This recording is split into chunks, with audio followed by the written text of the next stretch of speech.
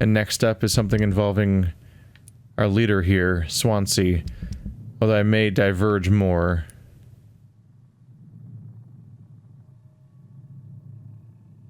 Formulate the medication. I might have what I need already.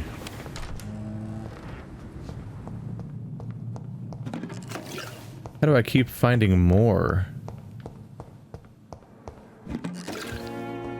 Maybe I've never been in this room besides the time I killed that guy. We were kind of in an alternate state at that point. It does kind of feel like consumable items are just kind of appearing for the first time around me that weren't there before. Maybe I'm crazy, but it kind of feels like they're like they're respawning, which would make sense. This is an actively staffed hospital. I swear I've checked these places before. Yeah. I think this comes down to the fact that it's an actively staffed hospital, so if you keep going around, more stuff just kind of appears. Damn, it's everywhere. You'd be crazy not to run around like a lunatic and make sure you grab everything all the time.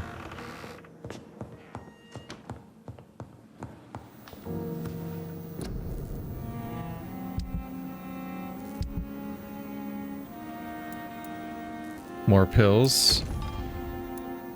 Perfume. Sure.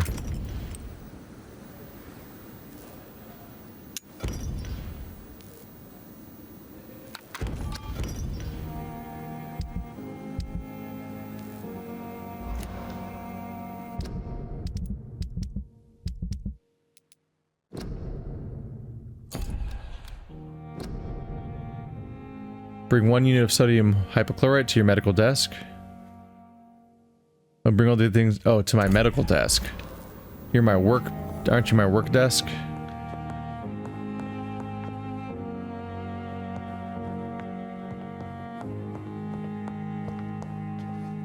Then these are probably my medical desk, right?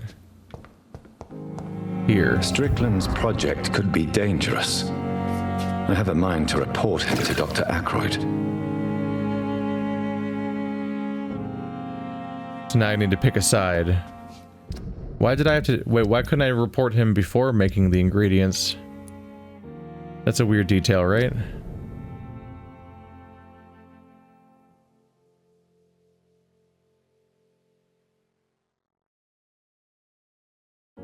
Now I need to pick a side.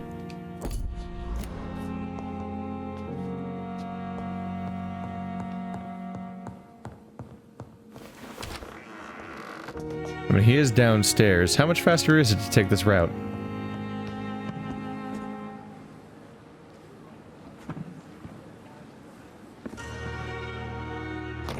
No fall damage, I guess. Because there's no teleport point. Reads me like a book. I never could keep anything from her.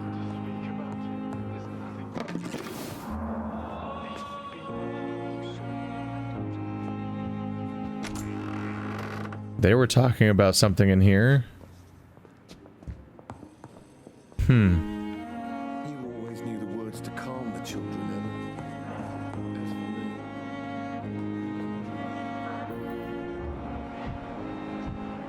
I need to pick between the two. The question is which one of them is... Which one of them's full of shit and just harboring a grudge and proving a point, and which one of them knows what they're doing. I could kind of go either way. Kind of feels like a trap where either of them could just pull the rug out from under you the moment you're done. As a trap.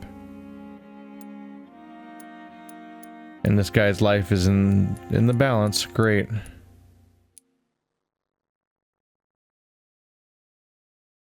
I'm wondering what his exact problem is that's that they're arguing is equally solvable by either a surgery or a transfusion. We'll see what happens. Good evening, Dr. Strickland. sweet. And good evening to you, Dr. Reid. Can I be of any help?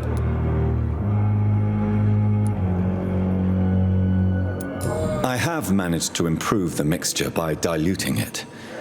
Have you ever heard of Sir Joseph Francis Olive, or the placebo effect? No, I don't think so. Why? A placebo is a substance or procedure that has no actual physical effect. You made a placebo of my project. Why? Research has established that a placebo, as long as the subject believes in the effect, can provoke a positive physiological reaction. Really? That's fascinating. And you want me to, what, administer the placebo and see what occurs? Something like that, yes. Well, I'm a bit surprised, but I trust you, Dr. Reid. Please take the key to my cabinet and put this placebo there for future use.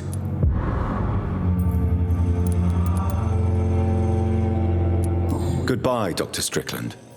Ooh. Access to Strickland's office. That could be important. God, there's so much stuff around here. That could be a big deal. Have I been in here yet? I think I have. Oh, but there's stuff. I saw that little glimmer. It's locked, all right. Oh, spooky.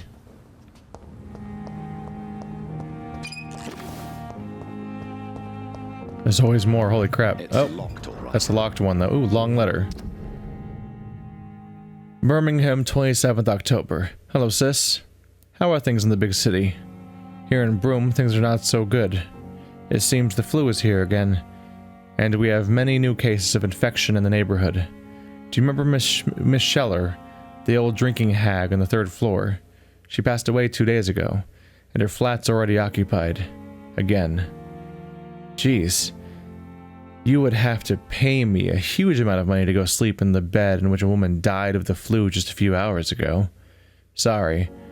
I did not take time to quickly answer your last letter. Between taking care of little Paul, Mom, Dad, and my job at the factory, I rarely find time to write to my favorite sister. By the way, my son says hello to his Auntie Peepa. Oh, there we go. That's the connection. You should see the little bugger. Already driving me mad. The mom says you should bring back some of those marvelous cakes next time you come back home. In your last letter, you told me you thought about quitting your job at the Pembroke Hospital. I have to tell you, Pip, you better think twice. There are always jobs at the factory, but wages are shit, and it's as boring as a day without a shag. Oh, I have a new fiancé, and no, I'm no slut, you moral bitch, you. So, if you really want to quit and do something more useful than counting the dead every morning, maybe you better stay in London and join that band you told me about. The Guard or Priven or something like that. Never heard of them.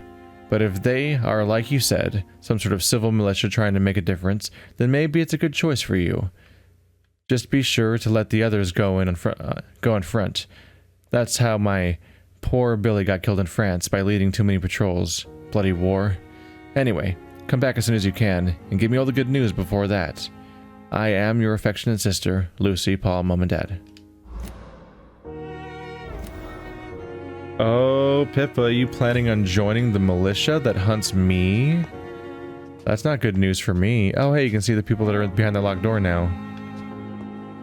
I don't want you to be hunting me down. That's not a good time.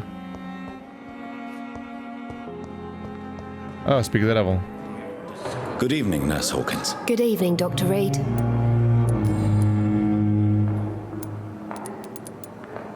Pippa, are you sure you want to leave this hospital? To become a nurse was a little girl's dream. But in the end, I don't feel that useful. I want more. I want to make things change.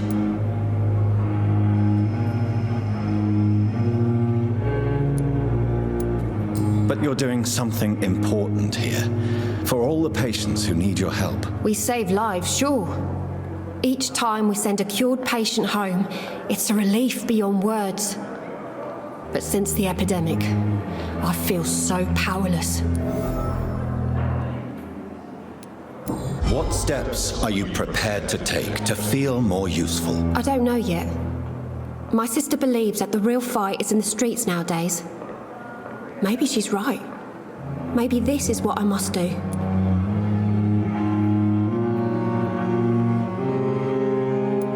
And what about Milton Hooks? Does he share your point of view? For Milton, any change means more comfort and more peace. I disagree. If you feel that saving lives is not useful enough, perhaps it means that you've lost faith. On the contrary, my faith has never been stronger. Maybe we are all just too proud to face up to the fact that science cannot compete with God.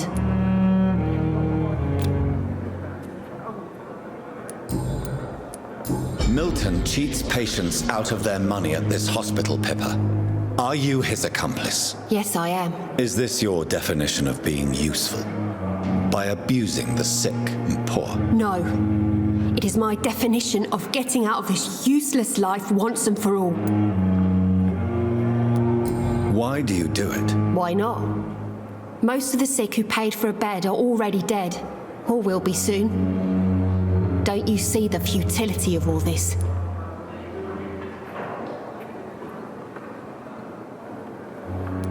You put a price on hope.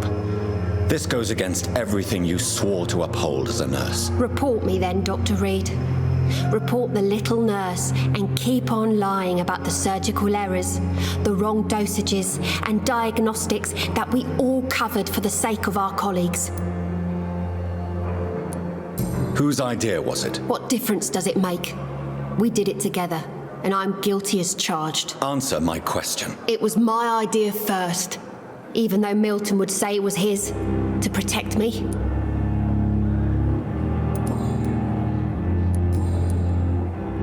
Goodbye, Nurse Hawkins.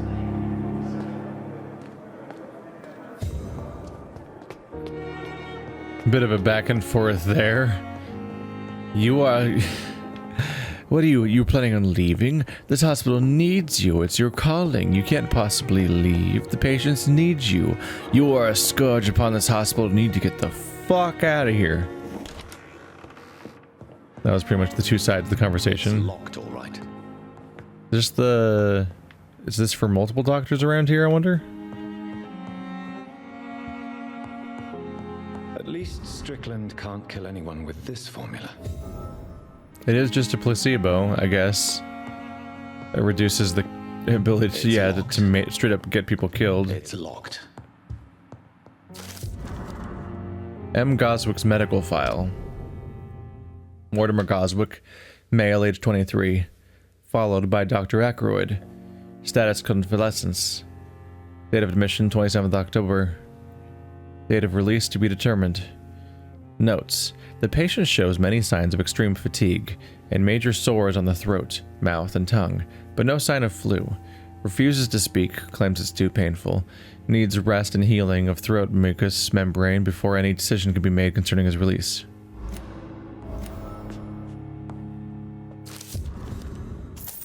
Letter to Dr. Swansea. Pembroke Hospital, 14th October. Dearest Dr. Swansea, despite the actual urgency of the sanitary situation, I must inform you of a recent case of professional misconduct inside Pembroke.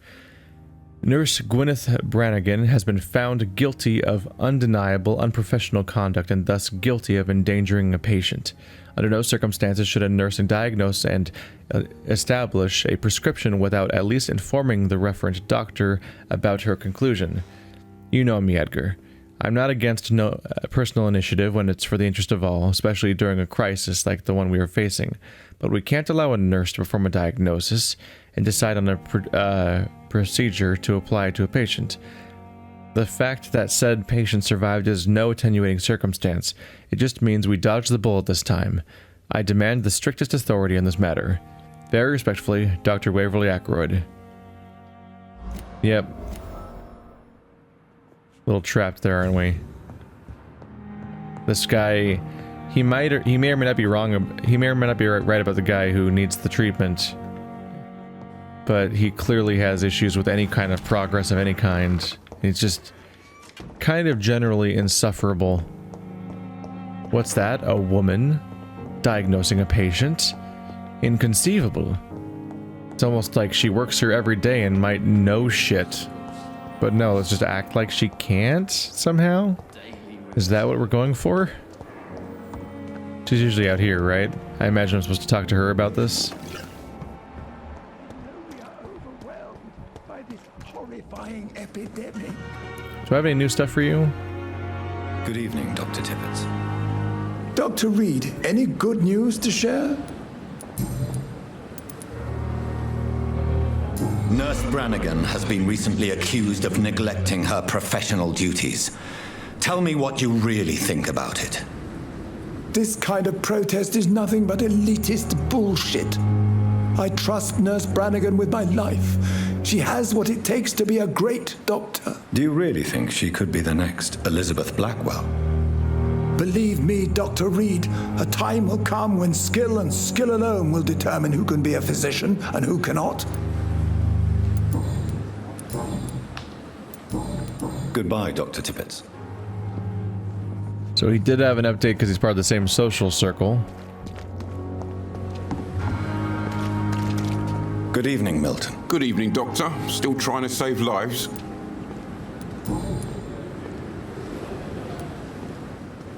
Admit it. Nurse Hawkins is more than your lover. She's also your partner in crime. Of course she is. How else could I tell which bed is free? I need to know that. Have you no shame? Don't you see this city is crumbling down? Today, people are ready to pay to get a hospital bed. Tomorrow, we may be fighting for food. Do you know that Nurse Hawkins is thinking of leaving the hospital? That's not a surprise. We've talked about it already. Does it not bother you? Sometimes I think she may be right. We should run away while we can. Question is, where can we go?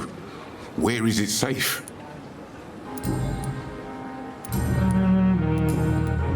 Goodbye, Milton. Another night with the glorious battalion of Pembroke. Hello, that's a new person.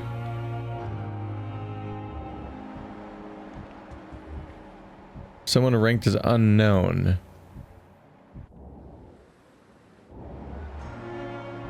I don't think every random patient counts that way. He's probably an actual character. Wait, what if he's just... Wait, what if he's the missing person for the other guy?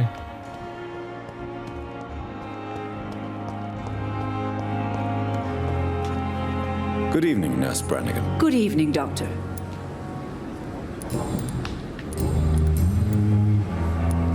According to the report I read, your unprofessional conduct put a patient in danger, Gwyneth. That's not true. I know when my patient's life is at risk, and I'm more competent than a lot of doctors that I know. Problem is, I'm a woman. I don't see what your gender has to do with your abilities, Nurse. Yes, nurse. Because I'll never be a doctor, no matter what my skills. I could make a decision that could save a life, but oh no, that's unbecoming conduct. Have you heard of Elizabeth Blackwell? She was the first woman listed on the UK Medical Register. Change is slow, but it will come. And you will always have my support. To have the right to study shouldn't be determined by sex, skin, or wealth. That's all I'm saying. Goodbye, nurse. Call me if you need assistance. The question is, who's that mysterious patient?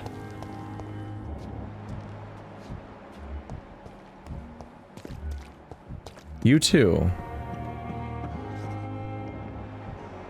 Oh, but that's the person that was behind the wall I can't reach. God, their blood blares at you. Look how high quality everyone's blood is. Yeah, there's random patients everywhere in here, right? And none of those people count towards my bloodometer, my blood vision. So that one person must be special and important somehow. Good evening, Mr. Fiddick. Good evening, Dr. Reid. Any news about my operation? Goodbye for now, Mr. Fiddick. I'll see you later. You always knew the words to calm the children, Ellen. Don't waste your time with me. As for me, what a blundering idiot. I'm quite busy right now, Dr. Reid. Do you think think Dr. Strickland has any chance of curing the Spanish flu by himself? His wish to cure the sick is not driven by pride, but by an idealistic view about our mission here. Honestly, I don't know which is worse. You consider him a good practitioner, yet you will not report his methods. Strickland may be a rival, but I will not use dirty tricks or regulations to prove him wrong. We are doctors, not politicians. Thank you for your time. We'll talk later. That's rather interesting that he refuses to report him. Good evening, Dr. Strickland. And good evening to you, Dr. Reid. Can I be of any help? Did you know Dr. Ackroyd never reported your experimental research, despite the fact he doesn't agree with it? Really? I didn't suspect he knew about my work. I must confess I am surprised. Perhaps he thinks you should realize for yourself the danger of what you're doing. See how condescending he can be? My God, he can be so irritating.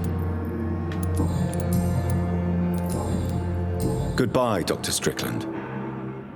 It is interesting that you can just find all these different elements and then apply them to other characters. The game kind of is like continually comparable to the Council in a ton of ways, which I find interesting, because in particular the last episode of the Council I played, episode 2, kind of stumbled out the gate, and I'm a little worried about the future of that series. Can I open other doors? Oh. Please, right. Jonathan, come in. Fascinating, is it not? In the last decade, so many mysteries have been brought to light with our microscopes.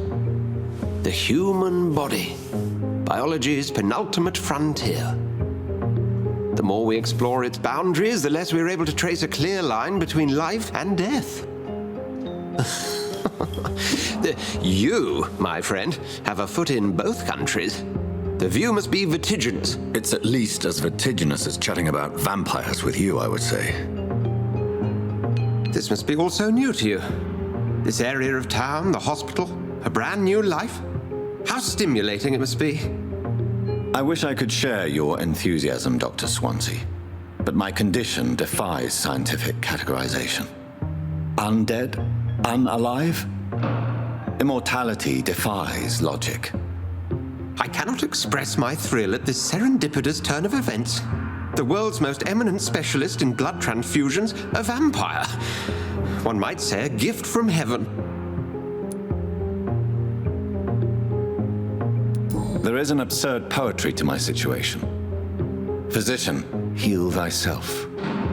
Forgive me. I've been an admirer of your work for a long time, and now you are so much more than a brilliant physician. And please, call me Edgar.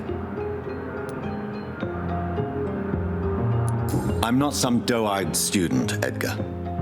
I understand we both have something to gain from this relationship. Very well.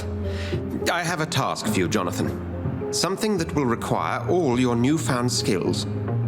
Please, go on. The Pembroke only survives through the generosity of our benefactors. Unfortunately, our main donor has found herself in a bit of a bind. Now, if you could help her out... A spokesman or politician is what you need. That's not my calling. And until I come to understand what has happened to me, I require discretion. Discretion is in order, Jonathan.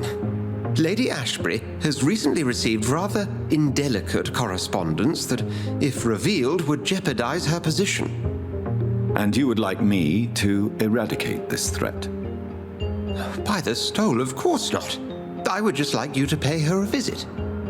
Her ladyship is certainly near the tents outside, tending the sick. You can't miss her. Look for someone impossibly delicate. Accepted. I'll see what kind of trouble Lady Ashbury is in. Look for somebody impossibly delicate. You would kind of wonder how someone like that survives right now in this situation. Hello, a warning letter. Pembroke Hospital, 25th October. Dear Dr. Swansea, I must inform you of my deepest reservations concerning the Dr. Thoreau Strickland and Harvey Fiddick case. Mr. Fiddick has been hospitalized after a severe work injury. He may permanently lose the use of his arm, if not treated adequately. Dr. Strickland claims that a surgical procedure may save the man's arm completely. I say it may also severe its functions for good if complications arise. Our young colleague is an audacious and daring surgeon who might prove a great professional in a few years, but for now he lacks the skills to perform such a risky procedure. Need I remind you of the mistakes he made in the past? Since Dr. Strickland refuses to listen to me, I strongly advise you forbid him to perform such a hazardous experiment. Dr. Waverly Ackroyd. Wait. I thought Ackroyd said he's never reported him. Isn't that him reporting him? He said he did experiments.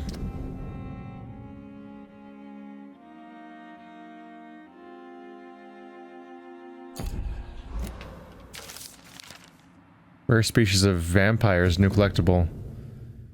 As a scholar and exegete, I'm just going to guess there, of ancestral writings, I would never insist enough about the importance of taking legends and ancient folklores into account when searching for hints about hidden or lost secrets.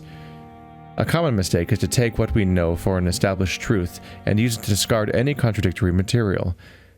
For example, we must consider the possibility of undiscovered species of vampires and the necessity to rethink what we see as the established truth about the various types of immortals, based on what we know and what we gathered through time. For how many centuries did we consider that vampire was the vernacular term for what we had learned to call Ekon, until the Day 4 explorers of the Brotherhood found proof in Siberia that Volkods were lupine-type vampire. We considered these creatures to be linked to the mythological werewolf. Now we know it is not true. What about the rest?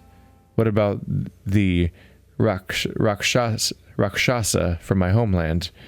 What about the Chinese Jiangxi, or the Perchen of southern Chile? And without even leaving the beautiful Great Britain, what about the stories about bat-shaped women sometimes seen flying around St. James Church in Louth?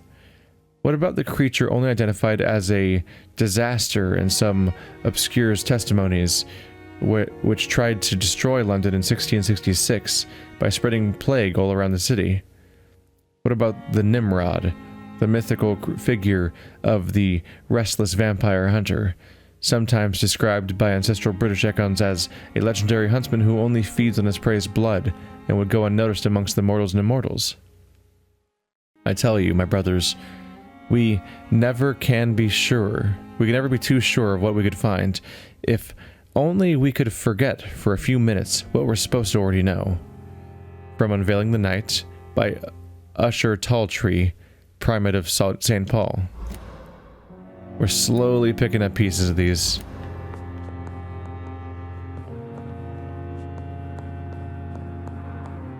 I generally like how the writing is handled in those documents, even though they all sound like someone's symposium. Do you need something, Jonathan? I have just a few questions. Then ask away. I'm at your service, Doctor. You mentioned something about a secret society. A brotherhood, if I recall. Could you elaborate? Certainly. I've been a member of the Brotherhood of St. Paul's Stole for several years. We are pledged to monitor and report vampire activity in England as impartial scientific observers. That explains your nightly wanderings about the docks and the questions you ask. I feel it wasn't mere coincidence that led us to that part of town. There was something as yet unseen that set those chain of events in motion. Yet you don't fear me. And still, you know the monster that lurks beneath the civilized surface. The Brotherhood has studied your kind for centuries. We believe you are as supernatural as a lion is to a gazelle. Since I'm the one working for you, what should I know about Pembroke Hospital? Well, for many years, we have been the only medical facility in this part of town that people can rely on. We support the community here, as well as provide health care. Where do we stand today? Oh, to be honest, we cope on a day-to-day basis. The first wave of the Spanish flu last summer took us by surprise. We lack many of the basic necessities needed. What do you expect of me? What we need is hope. You were a soldier. This is a war. This white coat's still a uniform. We fight to help the poor, the sick of the East End, the forgotten.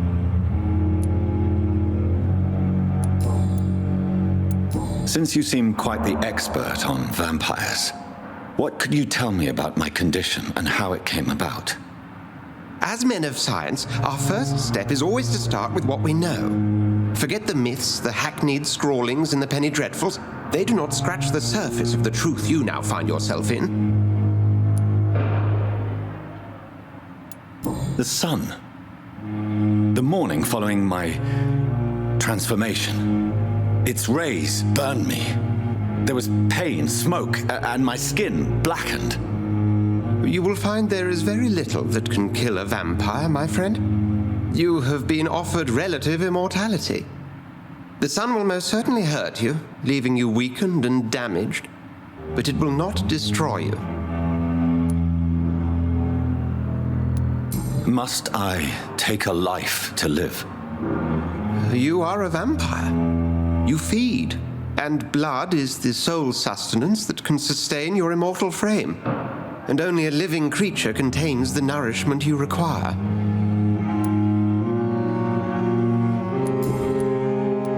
The man we pursued and slew in the canning factory, William Bishop, I believe, was he a vampire? He was a skal, technically speaking. The debate rages as to their classification. Some think them a subspecies of vampire, others something else. How do skals come into existence? The name means slave. The etymology may indicate that they are a lesser species of vampire. From what I know, vampires tend to despise them. Just for clarity, what differences are there between myself and a skal? A skal is easier to eliminate, Jonathan, even if they remain formidable foes for the unprepared. Vampires exist beyond the mortal realm.